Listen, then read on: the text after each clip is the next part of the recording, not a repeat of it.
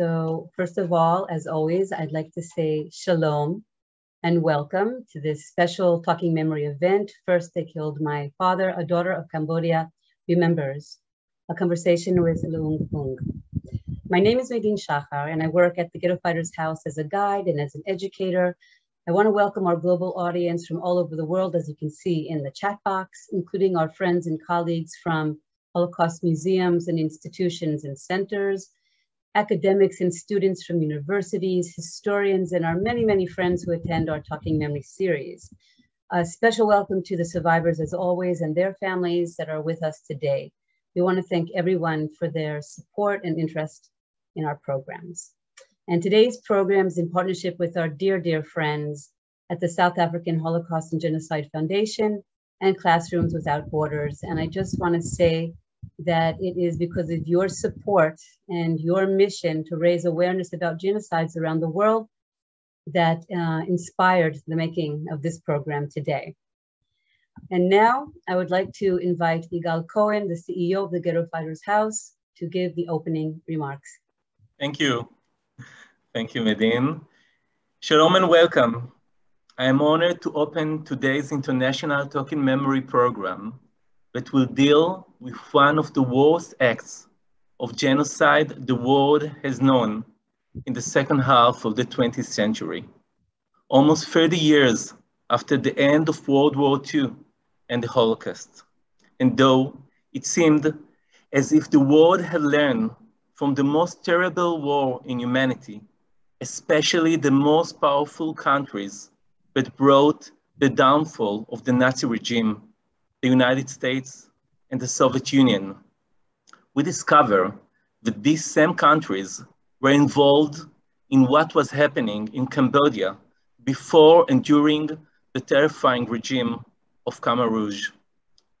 We remember more than 1.5 million victims and bring the story of the Cambodian genocide, not only to learn from the past, but also to see it as a meaningful warning sign for the future, to remind us of what harm humanity is capable of doing.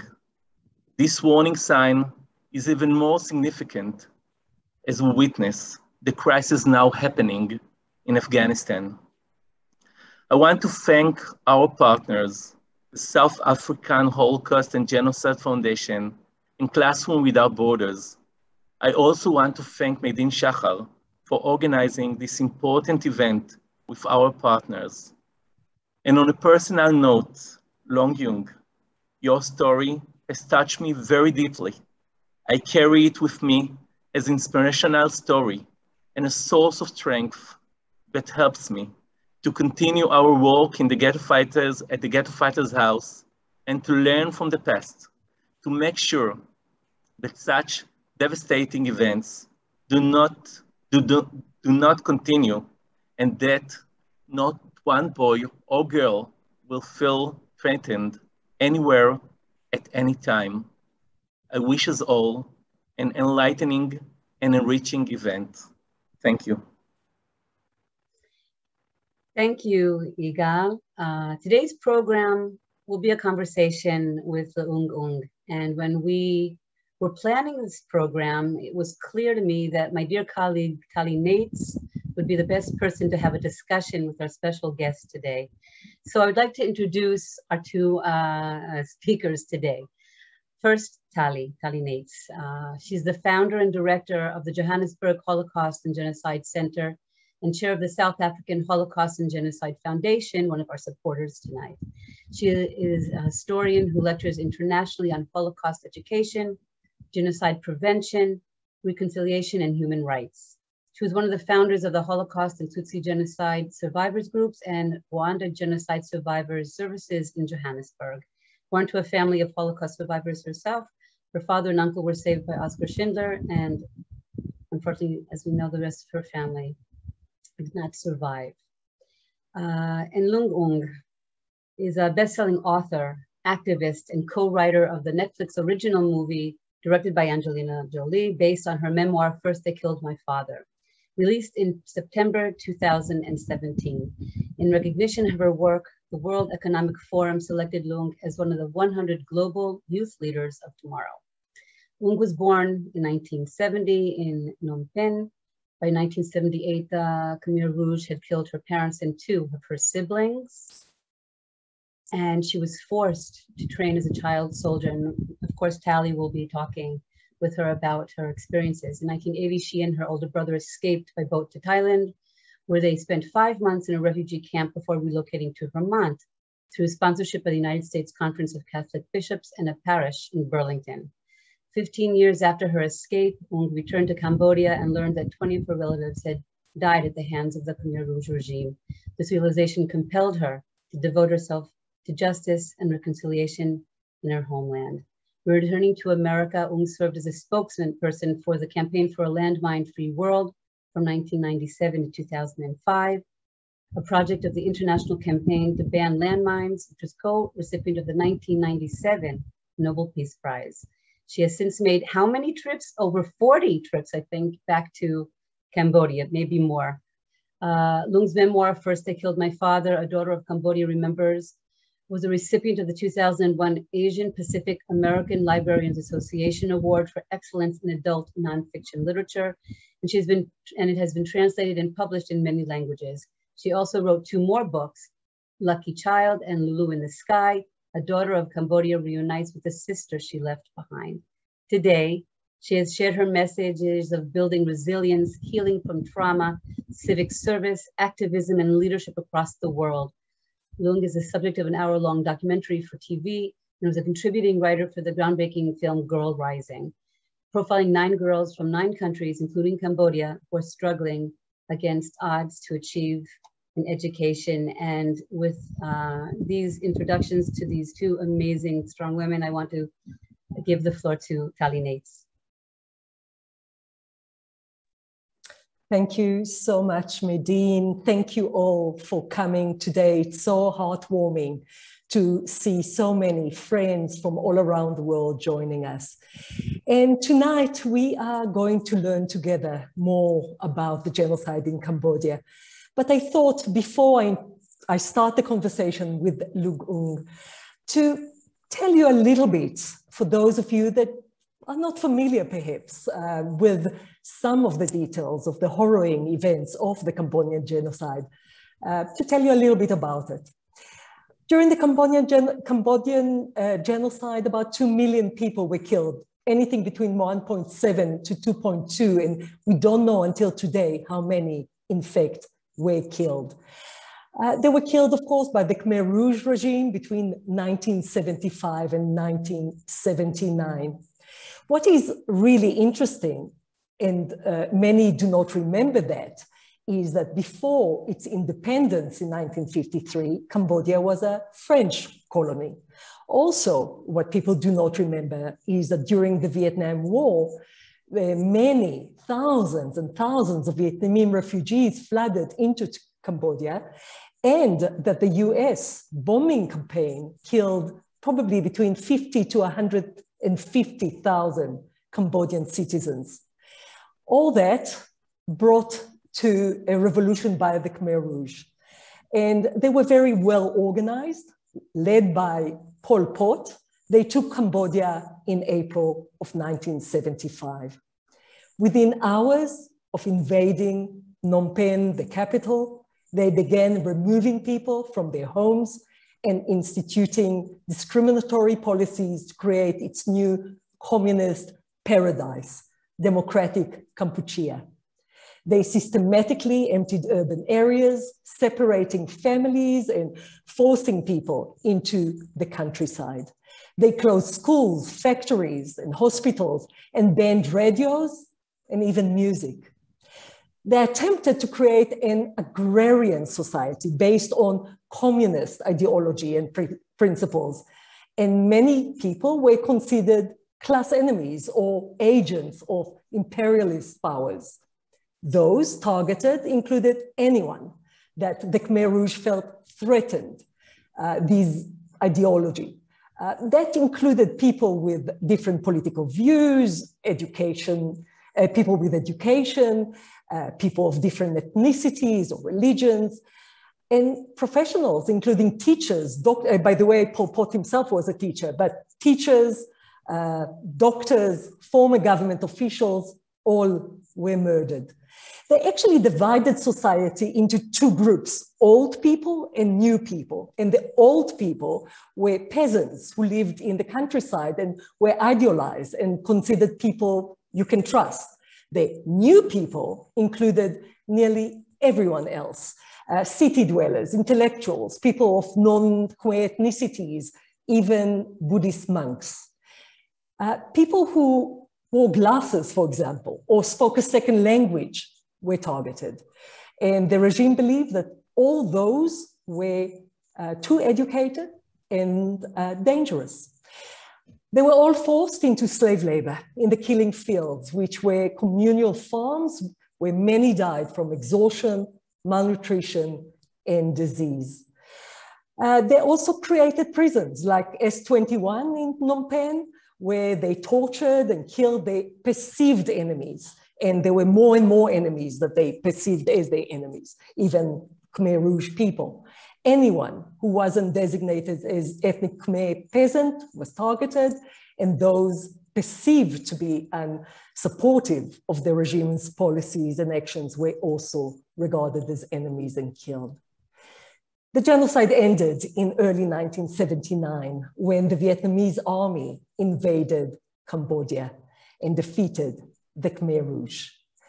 We will now watch a trailer from the acclaimed film, First They Killed My Father. American Marines were flown in from the USS aircraft carrier Okinawa.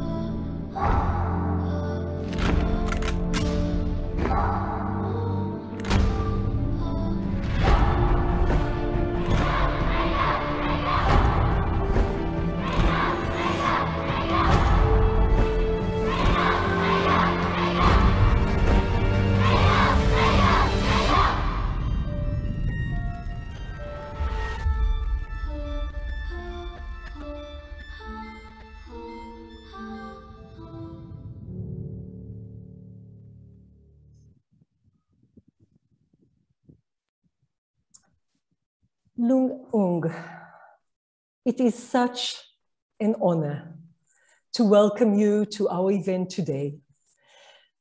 Hard to believe, we watched the little girl in the film. The little girl is you.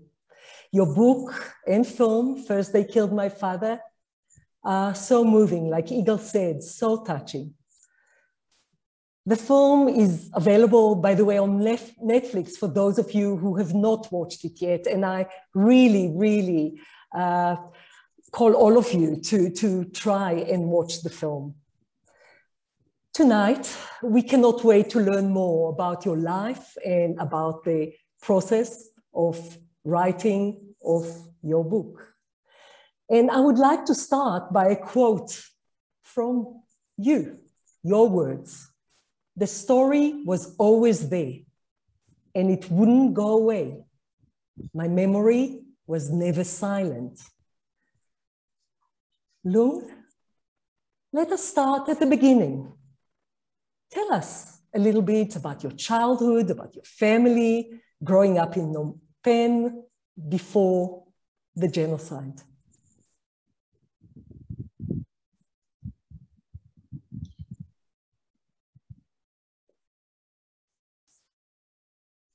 It can be they have a storm, Loung. Right, we are dealing with a storm hitting Ohio soon, so hopefully, I'm still looking where she is. Yeah, there is a storm, very, very big hurricane hitting where Loung is. So. Yes, I think we've done it.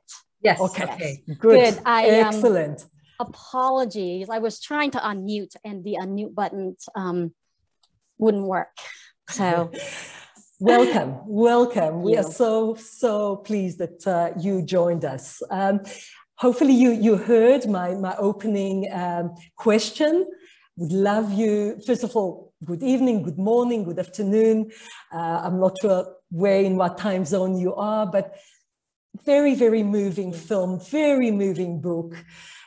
Maybe get us a little bit into your family, your childhood, your time in growing up in Phnom Penh before the Khmer Rouge came in 1975.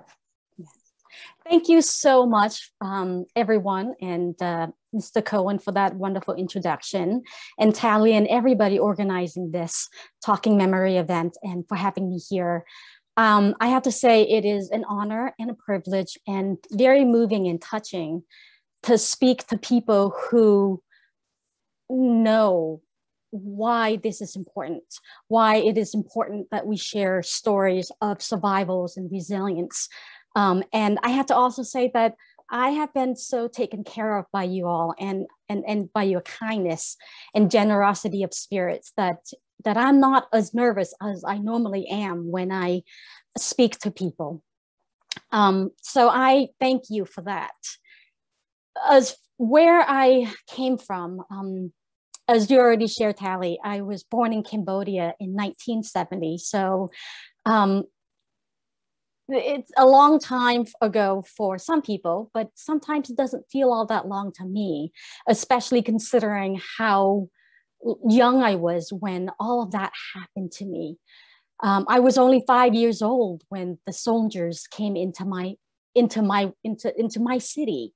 And until then, when I came into the world, I didn't know anything about the war. I didn't know about the civil war that has been going on in Cambodia since 1955 until the end of it in 1975 when the US left Vietnam and left Southeast Asia. I didn't know about the civil war that was part of the Second Indochina War, otherwise in the West known as the Vietnam War or the American War if you're in Vietnam. I didn't know about wars. I didn't know about Afghanistan and Mozambique and Angola and all these countries that were fighting wars in all of the world because I didn't need to. I came into the world to a father who was a military officer and a businessman, a military police person and a businessman, and therefore had a job that afforded us a lifestyle where I could go to school 3 times a day, 6 days a week with my 3 brothers and 3 sisters. And I came to the world to 3 brothers who were so cool, or thought they were, wearing their bell-bottom pants and listening to Elvis Presley music, trying desperately to grow Elvis sideburns. And to 3 sisters who I played with so loud and often that my father at times threatened to replace us with monkeys, which for those of you who've been to Cambodia, we have many, many, many monkeys. And so life was charmed. Life was where I spent my days with my family and going to school, even though I knew something was amiss, because many times my father would keep us from school. And many times my parents would whisper amongst themselves about explosions that rocked or destroyed a market or in school, or having to have our families be careful about where we moved and where we went, or the influx of hundreds of thousands of IDP, internally displaced people coming in from the countryside, coming into the city to live. We knew something was amiss, but my parents kept us shelter from it, so I didn't know about the war. And it was a shock to me when the soldiers arrived with their guns and their grenades in their black shirts and pants and wearing big smiles. screaming into the bullhorn that the war was over. And I didn't know what the war was. And for the next 3 years, 8 months, and 21 days, I would learn what the war was. As you so, I know graciously, as you so shared already, Tally, with people, that Cambodia became stranger than fiction. Cambodia became a country that was a prison, albeit without walls. And all its 7 million citizens were prisoners in this country, where one by one, day by day, moment by moment, our rights would be taken up from us. The soldiers came into the city and started pulling out their bullhorns and started screaming for us to move out of our homes, to evacuate the cities, all cities, because the Americans were coming in with their B-52 metal killing birds, they said, and then they would bomb us, and if we didn't leave, we would all be killed. Phnom Penh was populated by 2 million people. We were evacuated in 72 hours. We didn't know where we would go. We didn't know which directions to take, but the soldiers were there with their guns, emptying the hospitals and the schools and the houses. And if you refused to leave, they went in there and hurt you. And many people died from that evacuation. And from there, we would go to villages, to live in villages that were more akin to labor camps, where every day consisted of only Mondays, and every Monday was a work day. And it didn't matter if you were 6 or 60. It didn't matter if you were a musician or a dancer or a singer. It only mattered if you could work the land and grow the food to support a war you didn't know about, you didn't want, to dig trenches, to build dams, to support a revolution. You had no say, you had no power, you had no right, you had no voice, and you could not protest. Because to speak up, to speak out was a danger, was viewed as a treasonous act. To gather 3 people in one location at once was viewed as a crime punishable by imprisonment or possibly even death.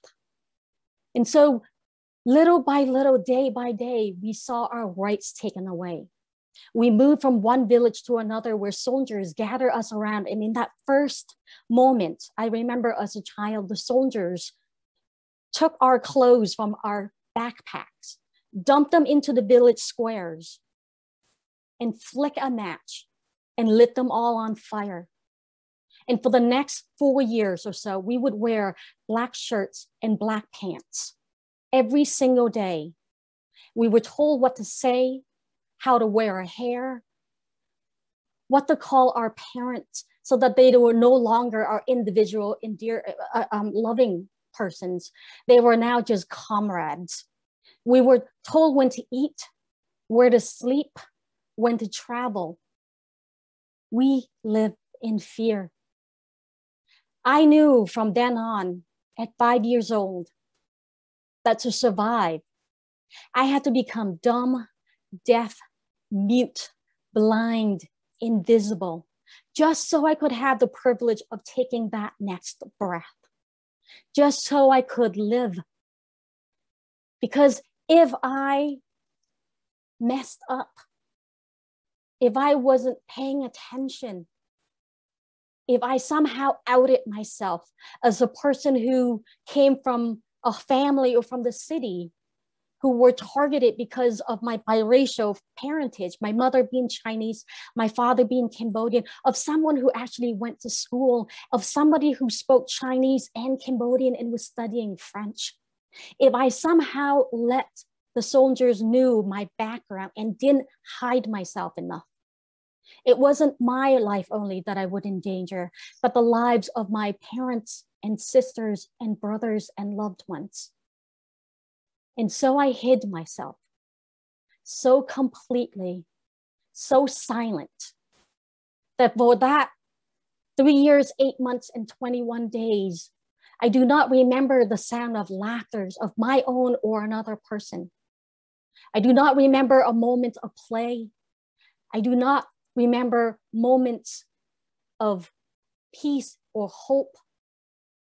but I remember many moments of faith and prayers, because the human spirit is strong, and no matter how you hide, no matter how you silence yourself, your heart still beats. And that, as long as it was beating, I knew that there was space in there for me to hold on to something else. And so the soldiers came, and my family and I were at first together until the soldiers came for my father. And they came with their guns and their grenades and their excuse that they needed him to go remove an ox cart stuck in the mud.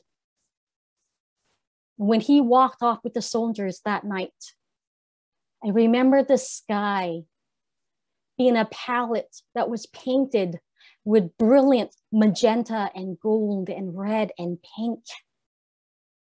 And how I saw that that was such a beautiful heaven. And at the same time, I wonder how there could be a heaven, how there could be beauty when there was only hell and hurt in my heart.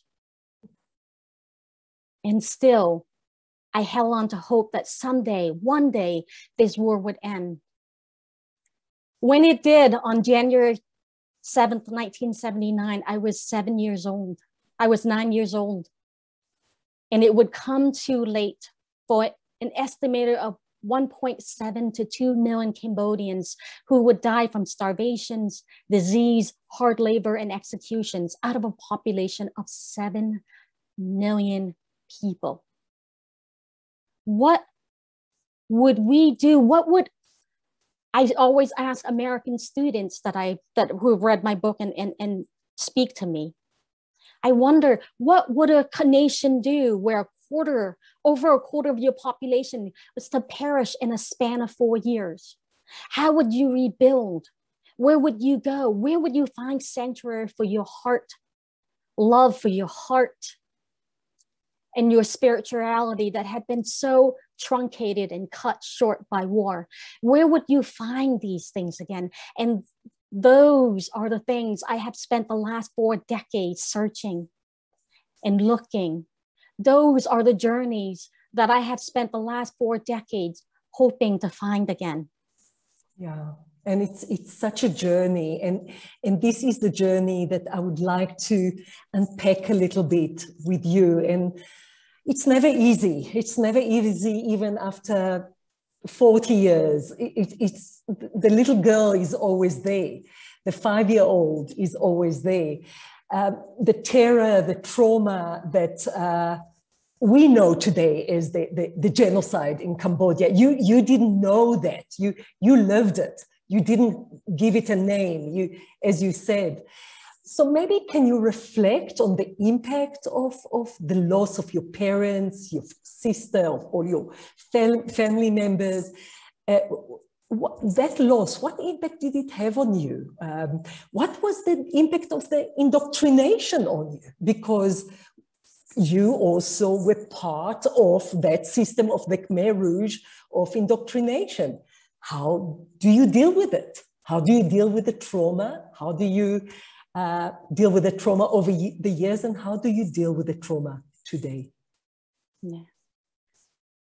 For me, there was so many losses around the core loss of loved ones.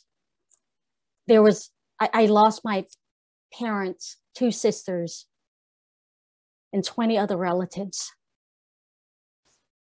And every day I feel the holes left by them. Every year I remember how I miss them, and at all the events, the birthdays, the college graduation, the day I walked down the aisle to marry my husband, all these moments of life that I wish my parents and sisters were there to share with me. I am reminded of the fact that they're not here. And then there were the larger loss of innocence in childhood and the anxiety and fear that was bred into my heart.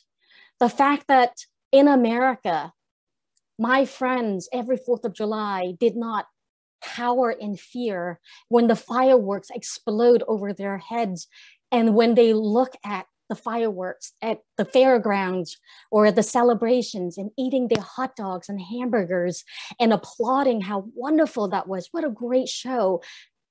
But for me, it wasn't a show. For me, fireworks also came with moments of flashbacks, of triggering war traumas, of thinking that the soldiers are back and the bombs are back. And why is it that the people in the fairground did not hear the screaming cries of that baby as the mother was trying to escape the bombings? And so those were the moments where I actually have to steel myself. I have to remind myself that I am safe, that physically and emotionally, that I am in a place where I can be safe. And yet, what of the sisters and the brothers and the families I left behind, who actually went on living in Cambodia long after I left it, in a country that was littered with millions of landmines, that until 1991, the Khmer Rouge was still in power, and that they were traveling and trying to grow food and trying to farm the land, where the soldiers were still coming into the villages and stealing bicycle, human life, and food. What of the siblings that I left behind? And so those were not things that I could leave behind.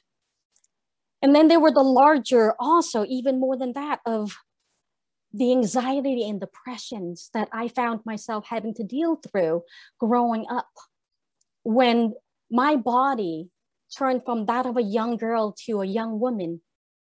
My mind also started reacting in a way where I thought I was either dead or dying, that my body was now remembering experiences that my mind was able to shut off. And then with that came the fear and the hate I was taught. After my parents were taken from me, I was sent to live in camps that were, for lack of a better word, where I was trained to hate, to hurt, to kill. They were child soldiers training camps, where the supervisors didn't teach me to be better leaders and to be critical thinkers and to be readers and to be friends. They taught me with guns half my body's height, a third my body's weight. And they told me that weaknesses, a weak person would not survive. And so I had this image and this belief that to cry meant that I would be seen and viewed as a weak person. And if I cried, I would not survive. And so I hardened myself. And they also taught that the world out there wanted to harm us pure revolutionary children, that the world wanted to hurt us, the Americans, the French, the Vietnamese, the foreigners. And for us to survive, we had to hurt them first. It took me many years living in America, seeing people coming toward me to tell myself that they meant me no ill, that people actually wish me well, that when people extend their hands to shake mine, that their hands were not hiding a knife behind their back to stab me with. I don't know how other people can understand the impact of having a faith system, a belief where you believe in goodwill, where you are taught to believe that there is goodness in the world, where you have to teach yourself this because you were taught to believe that the world was full of ill will. So for me, those are still the issues that I have to tell myself and teach myself constantly, that there is good in the world and that people do not wish me ill, that people do not want to harm me. And that even now when I'm speaking with you and I have moments where I am afraid, I take heart in the fact that the people with us right now do not want to see me fall. And that if I do, you, Talia, you, Nadine, you are there with me extending a helping hand. And we all need to give this to each other. Absolutely. The trust that is lost as a little girl. I mean, it was all over only when you were less than 10 years old, 9 years old. It's so hard to build it, and you build it and you work on it all your life. And I would love you to reflect about the importance of telling this story, because you are telling this personal testimony now for a few years, not many years, but for some years. Why is it important, Loung, to share your personal story? Yeah, there's a belief, I think, that, and at least anyway, in when we're watching the news, when we hear stories of 6 million Jewish people killed during the Holocaust, it's such a large number, 6 with 7 zeros. When you hear about 1.7 to 2 million Cambodians died, when you hear about 800,000 Rwandan people who were macheted to death in 100 days, when you hear about all these people, 120, 140 million people's worth in the last century who died from many different wars, it is hard to put a face to the family members, to the people, to the human hearts, to the dreams. And this was brought to me, I learned from this, like many other American students in America, was the introduction of the Diary of Anne Frank. And when I read that book, it made a difference in my life. And I read it, and it didn't seem to me like it was history. I read the book, and it felt to me like I could understand the fear. I could understand the anxiety. I could understand the sense of hiding out, of hiding yourself, of being so careful. And I could understand the pain of watching your parents worry, of watching your family members think often about each other and how you're going to keep each other safe. And then I felt the heartbreak at the separations of the Franks family one by one as they were taken from each other.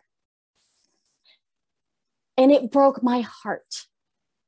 I was yet then not strong enough to tell people of my story.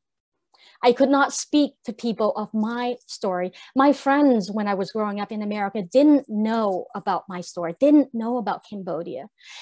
And if they asked, and many didn't, if they asked, I just said my families weren't here. And yet every Christmas holidays or school breaks, they would come back with their stories of grandparents that they spent time with, or gifts that they got from their aunts and uncles. I had no stories to share. But in the stories of Anne Frank, we could share and speak of the stories that affected us all.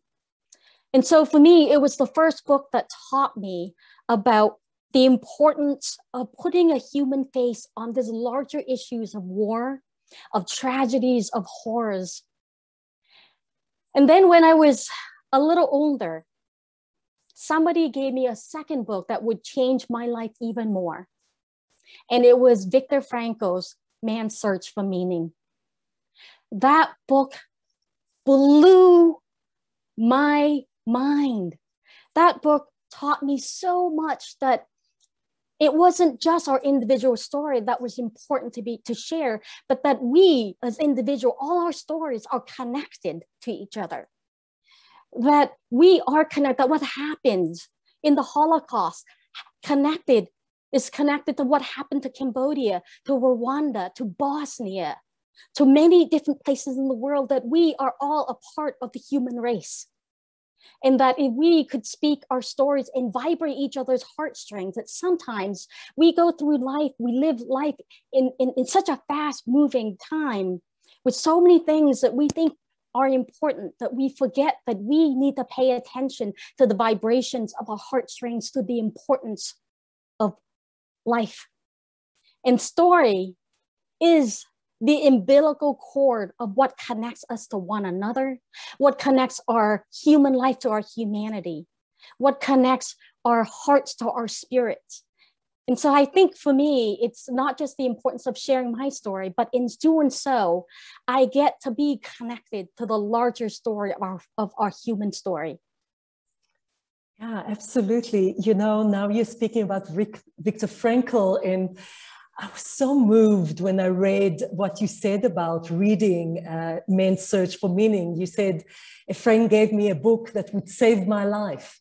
The book is Men's Search for Meaning by Viktor Frankl. The wisdom the book taught me about logotherapy, Mr. Frankl's gift to me, was to let me know that I was not alone in my pain and suffering. And I just thought that you actually put it into words, what so many survivors of the Holocaust, from Rwanda, from Cambodia, from so many genocide mass atrocities are exactly thinking.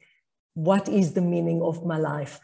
And you wrote then the book. And I would like to watch together the trailer where we see you losing your father. And we see the words from the book with the scenes from the film. Just, it's a short clip of about a minute, minute and a half.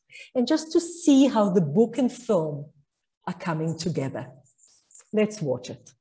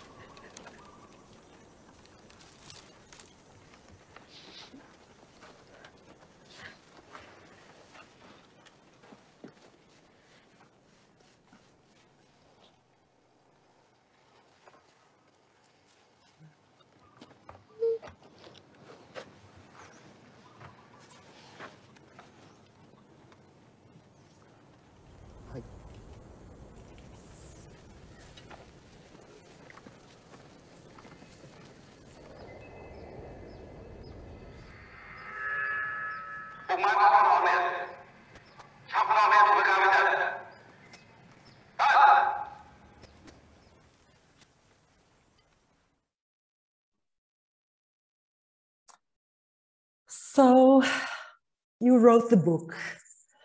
First, they killed my father. I think 21 years after the genocide. How was that process for you? How was it also then to make the film? Was it traumatic? Was it healing? Maybe talk to us through the process of writing and making the film. When I read Viktor Frankl's Man's Search for Meaning, I started to do more research and learn the therapeutic benefit of logotherapy, of not just writing as a way to chronicle my life, but to actually delve into my history and my trauma. And so I started putting and started just writing into my journals and diaries. And it would be many years before I had the courage to turn the pages of my journals and diaries into a book.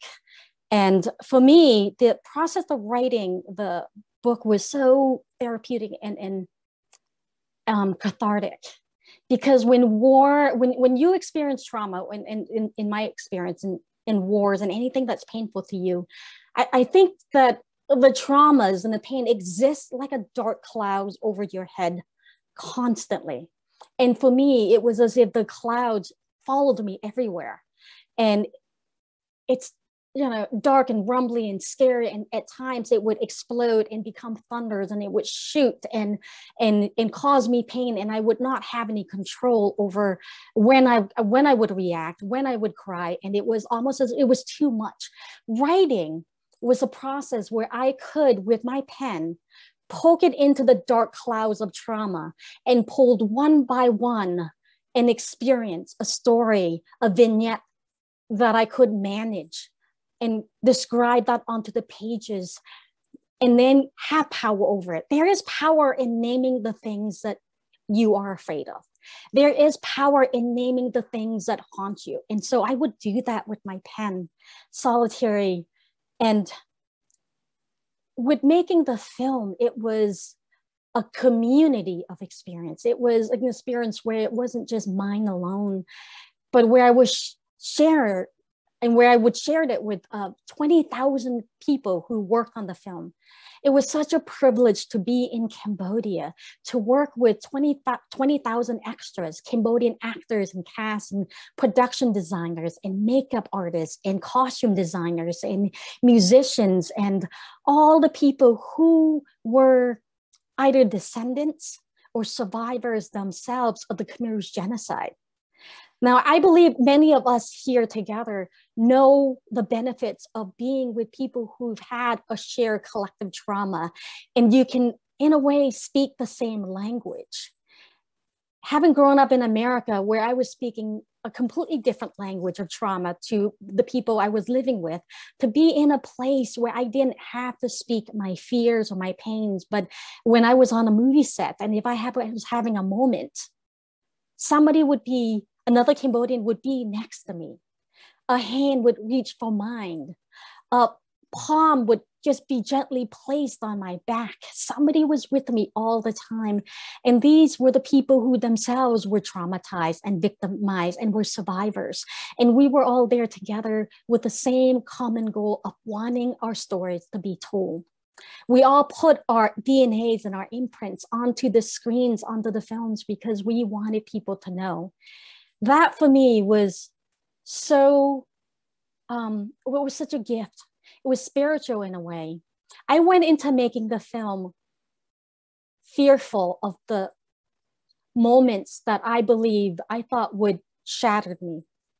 And those were the moments where the soldiers took away my father, or when the bombs were exploding, or when the guns were raised at me. I was so afraid of these moments, as I was when I was a child.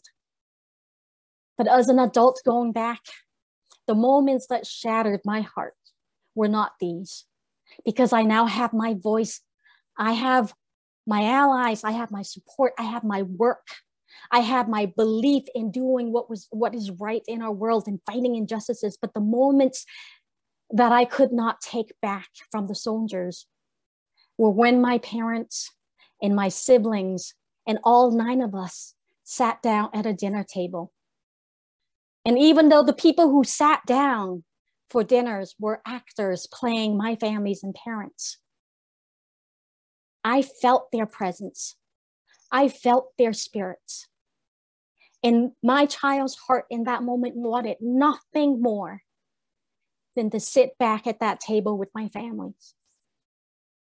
As an adult, I also am so grateful that I could turn this moment to share it with people, to say to them, when you sit down for dinner, look around the table, see who you are sitting with, love them, see them, be there with them, put down your phone, because I would give anything to be in your position.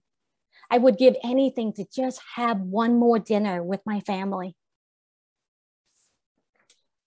Oh, so beautifully said. And you speak about the almost reincarnation of the family through the actors and through writing the book and bringing voice to those that are so long gone.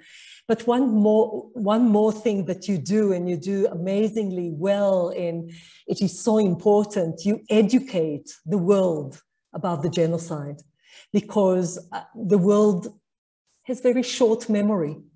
And you said, again, I'm quoting from you, as I tell people about genocide, I get the opportunity to redeem myself. I had the chance to do something that's worth me being alive. The more I tell people, the less the nightmares haunt me. So your books and the film assist in educating about the genocide. And maybe share with us, why do you think education is important about these trauma of the past? Yeah. I think any education is important, but education about genocide and wars and traumas is so important, because we need to educate our young people about empathy and compassion and kindness and their powers, and that they have power to make a difference. We need to know and share with people that when something happens in Cambodia, when a genocide happened in Bosnia and Rwanda, that it affects our human heart. And all behind the numbers, behind the politics, behind the guns and bombs, there is a mother who's not unlike your mother. There is a father who has similar dreams than the dreams that fathers around the world in places where they're not harmed dream for their children, to be safe, to be together, to be educated, to build a better life and create a better community and a better world for all of us. Through education, we not only learn about what happened in the wars and the traumas and the harm and the hurt, but I hope through the studying of genocide and hurt that you also see the love, the moments of courage and sacrifice, and the things in the heart that keeps us moving forward, and the hope that keeps us together, and knowing that we are dreaming of a different future for ourselves and our families. This is what education and what educating of what happened is all about, because we see the results. We know if we don't learn from our past, we will keep on repeating the mistakes we have made. If we don't know what happened in Cambodia, we will allow it to happen again and again and again. And yes, we cannot control all the outcomes, but we can make a difference to one individual, to one community, to one country, even if it's the smallest difference. That will reverberate and that will change. I was once one of hundreds of thousands of children who came out of Cambodia traumatized, but I am here today. I am here because somebody, somewhere in a church, in a place I had never heard of in Vermont, got together, form a committee to help a refugee family in Cambodia, my brother, my sister, and myself and I, and brought us to America. And then these group of people didn't leave us there. They came together and taught us how to shop in American grocery stores, which we didn't know how to do. And then they came, and Linda Costello came and took me to the library and helped me get my first library card, which changed my life again, because if I had my books, I was never bored. And then they came and walked me to school, the first time I'd been to school in 5 years. And then they came and they taught me how to cross the road in Americas, because we didn't have cars in the villages I came from in Cambodia. They had to learn to teach us all these things that Americans took for granted, but somebody, kind-hearted person who knew and were educated about the genocide in Cambodia, took that as the basis of their compassion and kindness to help us out. And that is why I believe in the education of what happens around the world, because we can take what we've learned to build our compassion and kindness so that we could act with intentional acts of kindness toward others. Yeah, and that is exactly the choices that people are making. They learn about the genocide and they learn critical thinking and to make choices. And you spoke about the amazing people that looked after you, that got you out. Maybe for our listeners, just to make the connections, you were this child soldier, then, you know, the Khmer Rouge is defeated. How do you get out, you, your brother and sister? How do you get to the United States? From where? And just connect the dots for us. Yeah. In 1975, when the Khmer Rouge was defeated, and my 4 surviving siblings and myself looked around Cambodia, and there were few teachers to teach in schools that were non-existent. There were no jobs. The soldiers were still, the Khmer Rouge were still in power. And we, like everybody else, dreamt of a better life. of a life where we could rebuild ourselves and our family. And back then, there were only two ways out of Cambodia. You either one, walk and have to pay somebody, raise enough gold to pay somebody to walk you across the land of Cambodia and then cross the borders between Cambodia and Thailand to where we knew there were refugee camps. And we also knew that this path to the refugee camps, to opportunity, was littered with anti-personnel landmines, these tiny weapon systems the size of a hockey puck or a compact powder that once in the ground stay active for decades. And once in the ground, they care not whether the foot that step on them are that of a child or soldiers or a friend or a foe. And they litter in the millions in Cambodia, and especially in the hundreds of thousands on the borderland. And we knew of so many people who were hurt and killed by landmines. And so it was such a dangerous route that my brother chose to take the other route, which was the boat people's route, of which my brother was able to find enough gold, raise and borrowed enough money, which I think akin to about $40 today, to take 3 people out.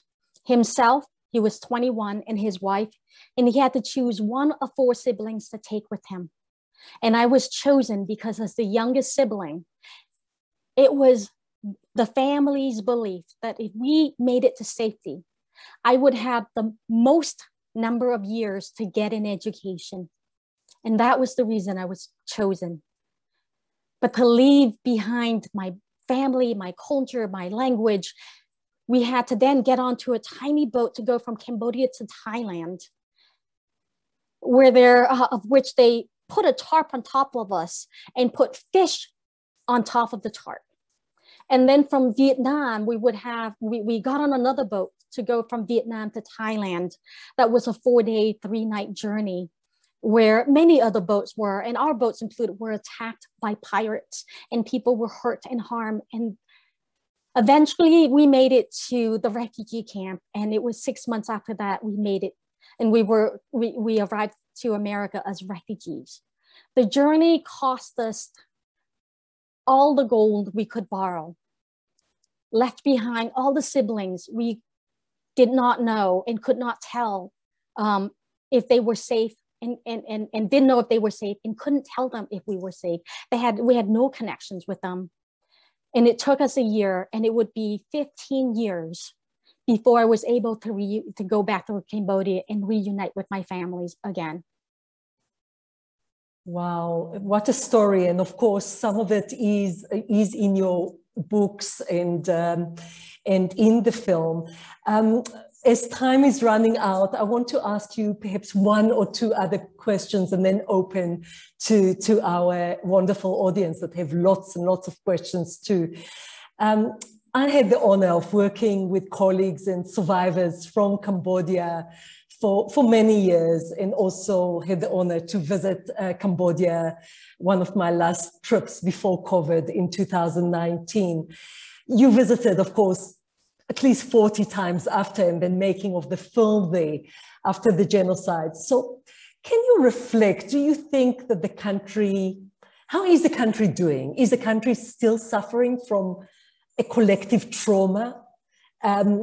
Is education, is the justice process in the past years helpful? How is the country doing? 40 years after Khmer Rouge has ended, Cambodia is now still in a process of rebuilding. It is a country where we now have teachers who are teaching students again. And just in the last 10 years or so, the Khmer Rouge genocide are now being taught in schools and in high schools. Before that, it wasn't being taught. Cambodia is a small country with a population of 15 million people strong. We have gone through a collective trauma together, and we are still working to rebuild our infrastructures, our healthcare, our civil service, and our governance, the government in Cambodia. We have, my sister and brothers and many uncles and aunts and nieces, and the 2nd and 3rd generations now of the Ungs are now growing of the ashes of war. It is, tourism is very strong. The last couple of years has been very difficult. I have not been to Cambodia in 2 years because of COVID. Before that, I've been going back to Cambodia at least once or twice a year. And I've made, I believe, 45 plus 50 trips back since. And it just broke my heart that I was not able to go back to Cambodia the last 2 years. And from what my sister is saying, that they are surviving, they are struggling and to get vaccines to be safe to travel. And as a whole, I think the country is still really struggling. In 1997, the Cambodian government went to the United Nations and asked for their help to create a tribunal to put to on trial the Khmer Rouge leaders for war crimes, crimes against humanity, and genocide. They ended up putting on trial 5 members of the Khmer Rouge Central Committees, or the top leaders of the Khmer Rouge, and they were indicted and they were convicted of, a few of them were convicted of war crimes and then crimes against humanity and genocide. That has been a wonderful educational opportunity, because I went back for the tribunal when it started, and to be there. I remember the first day when the tribunal took place, and I was there, and in front of me were a couple of rows of students who took time out of their universities to go there and witness what happened. And they didn't know. They didn't know because they grew up with so many family members who weren't there, and those who survived found it so painful to speak about that they couldn't speak. And they couldn't share the story, and they were there listening. And then in that same courtroom, I also saw 24 or so Buddhist monks sitting in the tribunal courtrooms with their head bows. And every time there would be a break, they would be chanting. And they would be chanting and blessing the spirits and the souls. And I just thought this, in addition to the issue of justice, which to me there will never be a tribunal. There will never be any amount of people who were indicted or convicted or put on trial who were found guilty. There will never be, for me, a tribunal that will make up for what happens. But with education, with faith, this is where we can rebuild ourselves with the education for the future, and the spirituality, and our Buddhist monks for our past, and to heal our past. And for me, that is actually more important in many sense. Yeah, and actually it is the EEEC tribunal is in the news at the moment because there is an appeal process of one of those perpetrators. And yeah, I really, really believe in your voice for education. And as an educator myself, of course, your words are very strong in my heart. Maybe last question before we open to our audience. I'm sure everyone wants to know about your life today. Your resilience is inspirational. So what is your message for the world of today? And the world of today is a difficult world. The images in the news are difficult. COVID is difficult. Wars are difficult, but especially as war, trauma, and genocide is still with us today.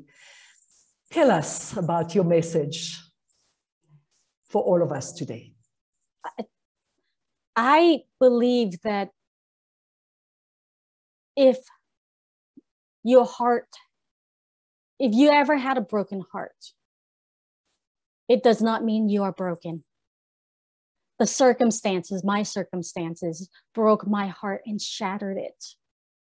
The war, in many ways, truncated my spiritual development and put me on a path for many years where I did not believe.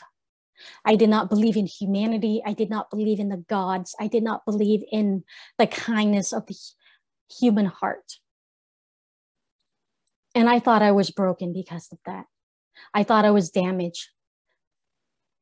Now I've learned that just because your heart has been broken, that you are not broken, and that you have power, that we have power, that I was not broken. And writing has taught me to take back my power. Speaking up have shown me ways that I could take back my voice in my life, and also satisfy that little desire, that defiance that the soldiers were not going to win. They were not going to silence me, that they were not going to make me afraid, that I was going to, with my pen, with my work, with my voice, with my allies, with groups like yours, that I was going to make sure to negate their legacy. I was going to make sure and make it small their legacy of war and traumas, and make our legacy of peace and work and humanity much bigger than the darkness they perpetrated upon the world. I believe in this very strongly. I also believe very strongly that peace is not an entitlement, that peace is not a dream we wish upon the stars, that peace is not something we prayed upon and hope others will deliver it, that peace is not something we ask our government to deliver it, to work on it, or our friends and our neighbors to dedicate their life and their talents on it. That peace is not an entitlement, a wish, or a dream. Peace is rather an action. Many, many actions, whether it is in our community, in our heart, in our home, at our schools. Peace is many, many actions committed, strategized, worked on by all of us. Whether we wake up and decide one day we will be kind, and today we will educate ourselves and each other. Today we will extend our helping hand and help somebody else rebuild a better life. Today we will learn more about other people. Today we will make a donations to groups that we believe in, whose work we know makes a difference. Today, we will not sit and be silent and be still. Today, we will make a difference because we can. It is our strongest power.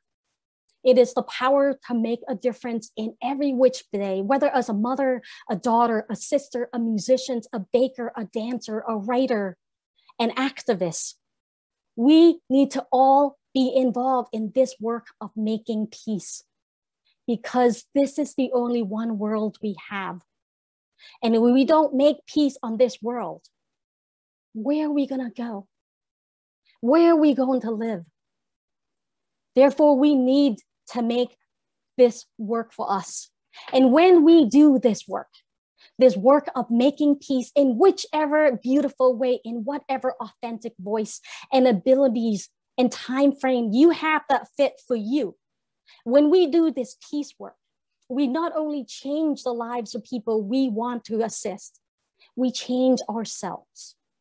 We showed those who've been harmed and hurt that though they have seen and witnessed the worst of man's acts of inhumanities to man, we can show them examples of the best acts of man's humanity to man. And that absolutely will make a difference. And it has. Absolutely. And with these words, I see you again as this little girl, this 5-year-old that started this journey, this impossible journey of war, of loss, of trauma, of education, of learning, of growing. And again, I'll quote from you, Loung, and I'll say your words: "The war child urges me on, gives me strength, and inspiring me to live life to the fullest." And I think you inspired us all today to do a little bit more, dedicate a bit more to make this world of ours a better place, because, of course, as you said, it's not aliens from out of space that will come and put a magic wand that will fix us all. It is us that need to do the fixing. So thank you so much for sharing with us a little about your life. And thank you for inspiring us all. to do more. And with that, I'll give to Maydeen the floor to open the many questions from the floor.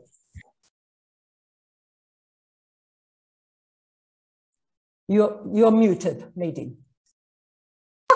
Okay, now I'm unmuted. Again, I want to say thank you to Loung Ung for opening up your heart. I think many of us felt the chords reaching us as well. And of course, to Tali for facilitating this conversation with you. Actually, someone here read all your books. And she says, Loung, I love all three of your books. Have you ever been able to find out more about the fate of your parents and sisters? How do you live with the not knowing? What your eyes don't see, your mind makes up many scenarios. For anybody who has lost a loved one, you know that your mind sometimes can just make up the worst case scenarios. Having gone back to Cambodia, a small country that is today littered with over 20,000 mass graves. And in all those mass graves, over 1 million skulls have been accounted for. And there's somebody's fathers and daughters and brothers and sisters. And majority of them were killed not with bullets or guns, but with a blunt instrument smashed to the back of their heads. This is a fact. I do not know what happened to my father. In my worst days, the fact of these mass graves, of many of which I've actually visited and stood on the edge of and gave a silent prayer to. In my worst days, the facts of these mass graves will haunt me. In my best days, I prayed that his death was quick and painless. I prayed for the soldiers to have used one of their bullets on him and make his death quick and painless. In my worst days, I wonder when the soldiers came for my mother and 4-year-old sister, and they were together. I wonder if they were torn from each other's arms, and who saw whom taken. In my best days, I pray that no matter what happened and however they were taken, they held each other in their hearts, and that they were loved, and that the tears they cried were of love and of missing each other. I have been so blessed to find writing as my tool to heal my heart. In my book, Lulu in the Sky, I was able to write a different narrative and to make this narrative and to put it out there for my mother's and father's descendants and to have a different vision of their last days. And in my book, I was able to write a scene where instead of being separated, they were together. And with my pens and my words, I painted red rouge on my mother's lips and a silk blue shirt on my mother's body, and my father in a clean shirt, and my mother's and father's hands holding each other in the village as all of us children, grown and happy, and together sang and danced around a bonfire. And then they sat there and watched us. And they watched this as their spirits descended into the heavens and the sky. On my best days, this is the image and the vision I hold on to. And this is now becoming more and more the vision that I go to sleep with. That's beautiful. And I want to say that if you do watch the movie, I think you can see how you imagine how things happened. And we see both versions in the movie to show how you deal with this loss, that there are 2 roads you can take, and apparently you go down each one at different times, and you just have to go with the road and finish the way and maybe take the next one the next time. And I think it's a wonderful way of kind of dealing with this loss when you really don't know. And I think that the person that asked the question got an amazing answer that I think we can use in all of our feelings of loss, where maybe we don't know the answers. We don't know what happened, and we didn't have time to say goodbye to someone. So, and may I share also and encourage those of us the people who've lost loved ones, the importance of writing a different narrative. We can be the author. We are the author of our own lives. And with our words, we can create a different narrative. We don't have to always, because whether you write it or not, the narratives of what breaks your hearts play themselves over and over and over again in your head. And then sometimes it is the narratives that will imprint itself in your dreams and in your hearts. So create a new one. Create a spiritual one. Create one where there's love. Create one that could possibly be the truth with the essence of that truth. Create a narrative, because who am I to say? I was not with my parents the day they were taken and the day they left the earth. So maybe in their heads and their spirits, they were there together. And I want to write that truth. I believe in that truth, actually. I do not believe my father was standing at the edge of that mass grave alone. I do not believe he stood at that mass grave looking at the graves. I believe he stood there, and in his heart and in his spirits and in his mind, he was with my mother. And all I needed to do with my writing and to create this narrative is to put the words down and to share it with my families, because I really believe that this is what has been, and their ancestors, my nieces and nephews, who have read this new narratives I created of their grandparents being together, have thanked me, and it has been healing. So it's a wonderful tool to rewrite your narratives to one that actually help and not hurt. I also think what you're saying, if I think about how we talk about Holocaust remembrance, is that your parents, their lives was not that last moment in their lives. Their lives was all the other experiences that you had together. And I think that way of remembering them also helps you kind of deal with the fact that maybe the end of their life wasn't like the rest of their life, but that everything was there. So their whole life was there at that moment. So I think it's a beautiful way of looking at that. There was a very interesting question. You talked about connecting to the actors that played your family sitting around the table, which was so touching.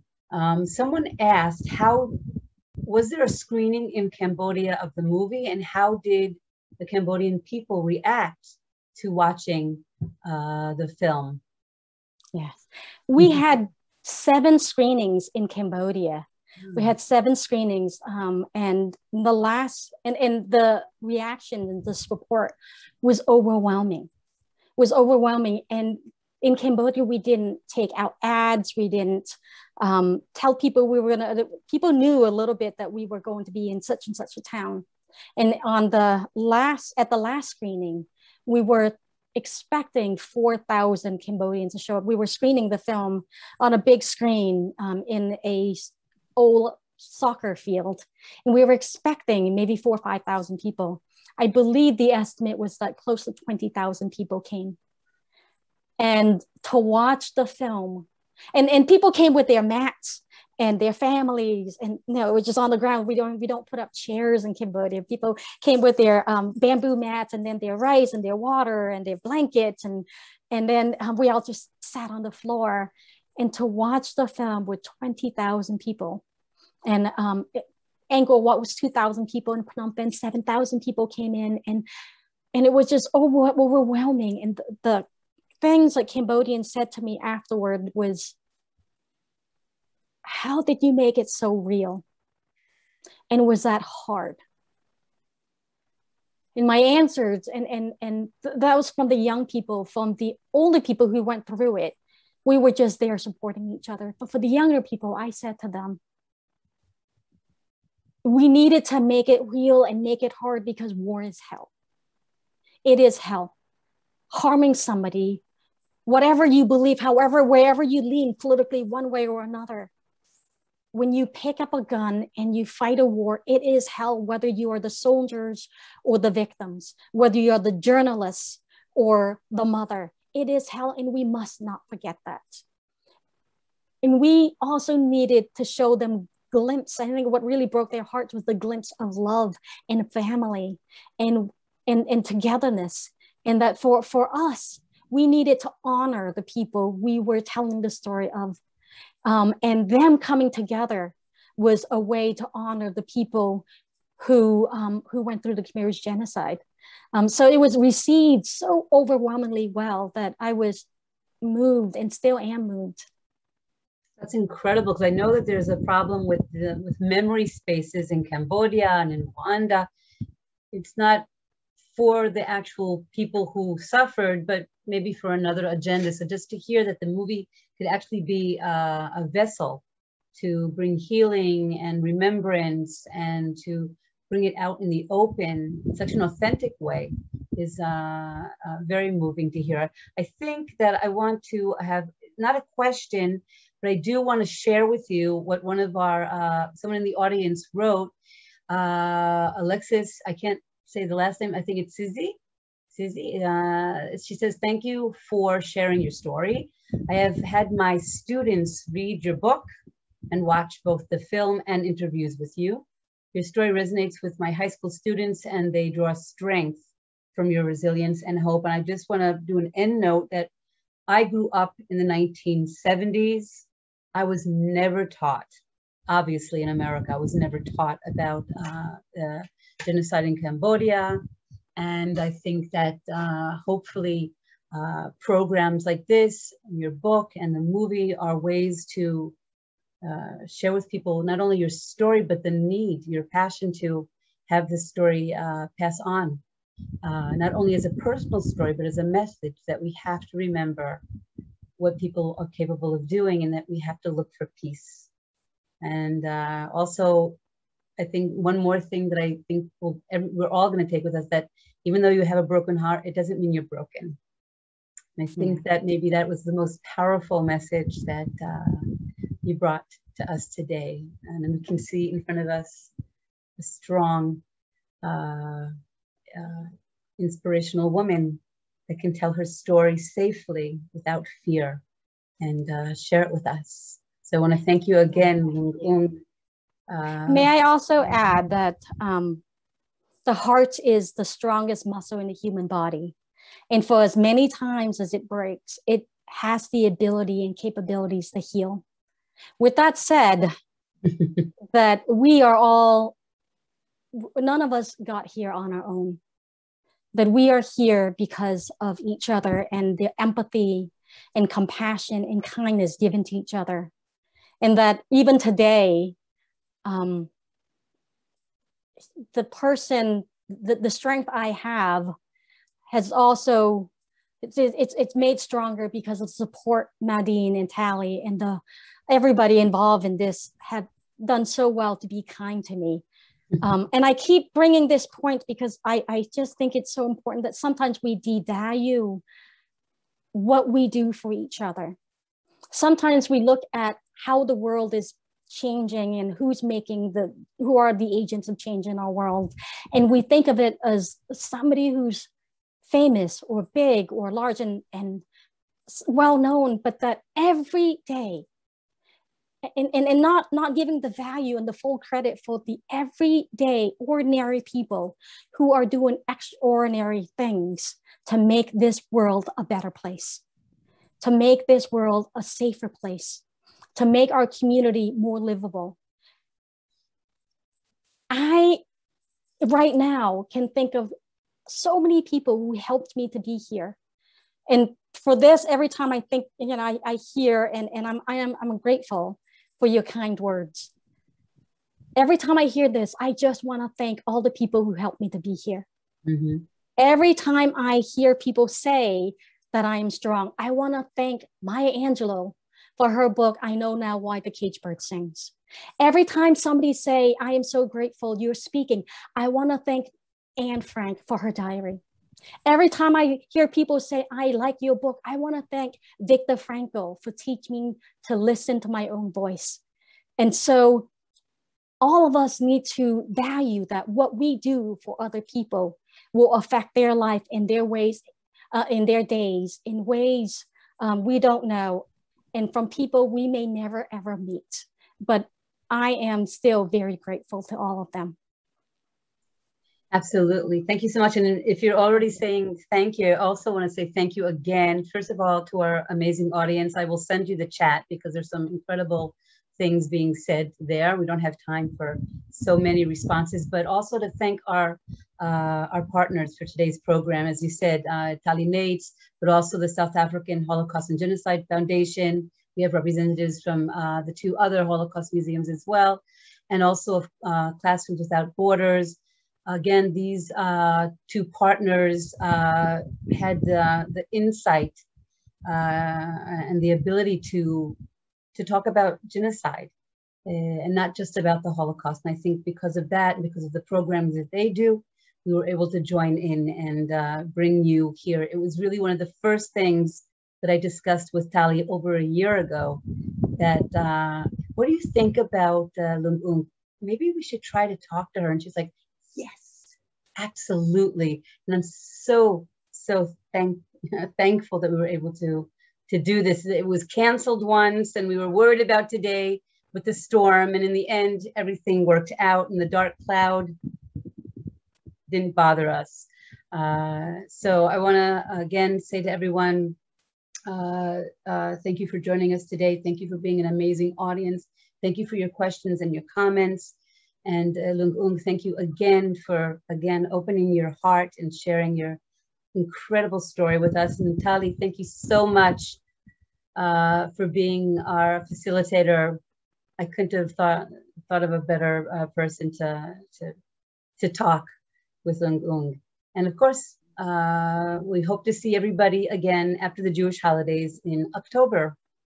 So as we say here in Israel, shalom, and thank you. Toda.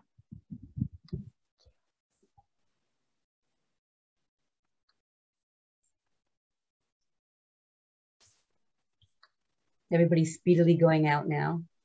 Okay, what a privilege.